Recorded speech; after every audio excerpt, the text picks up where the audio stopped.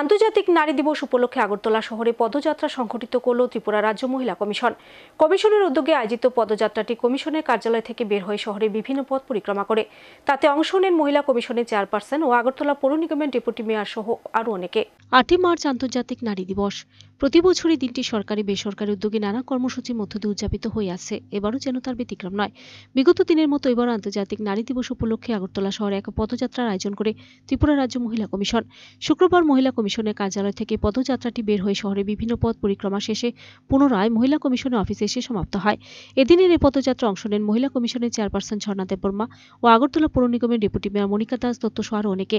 দিবসটি পালনের তাৎপর্য তুলে ধরে এদিনের মহিলা কমিশনের চেয়ারপারসন শ্রীমতী দেববর্মা বলেন, সুস্থ সমাজ গড়ার জন্য নারীদের অত্যাচারিত হতে না দেওয়া, এর জন্য সবাইকে এগিয়ে আসতে হবে। সমাজে এখনও নারীরা নানানভাবে অত্যাচারিত হওয়ার ঘটনা উঠে আসছে জনসম্মুখে, অবিলম্বে তা বন্ধ করতে হবে, তবে আন্তর্জাতিক নারী দিবস উদযাপনের সার্থকতা আসবে। আমরা সবাই জানি 8 মার্চ আন্তর্জাতিক নারী দিবস। এই নারী দিবসের কথাটি যখনই সামনে আসে তখন কবির সেই কথাটি মনে পড়ে যায়। এই বিশ্বে যা কিছু মহান কল্যাণকর তার অর্ধেক করিয়াছে নারী, অর্ধেক করিয়াছে নর। আমরা দেখেছি অনেক যুগ যুগ ধরে এই বিশ্বের প্রকৃতি এবং মানুষের মধ্যে একটা পথ পরিবর্তন হয়।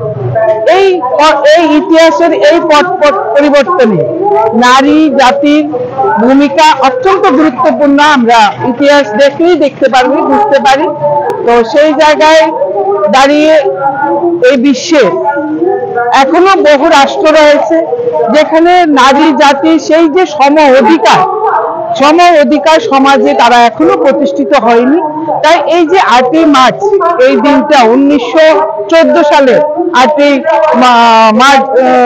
মার্চ এই দিনটিকে আন্তর্জাতিক নারী দিবস হিসাবে ঘোষণা করা হয়েছে এবং এই দিনটিতে আমরা সবাই মিলে নারী জাতিকে আরো এগিয়ে যাওয়ার জন্য, আরো সমাজে প্রতিষ্ঠিত হওয়ার জন্য, আরো নিজেকে স্বাবলম্বী করে তোলার জন্য আমরা বার্তা রাখি। আজকে এই আন্তর্জাতিক নারী দিবসে রাজ্য মহিলা কমিশনের পক্ষ থেকে একটি সুবিশাল ভিডিও রিপোর্ট সার্চ ইন্ডিয়া।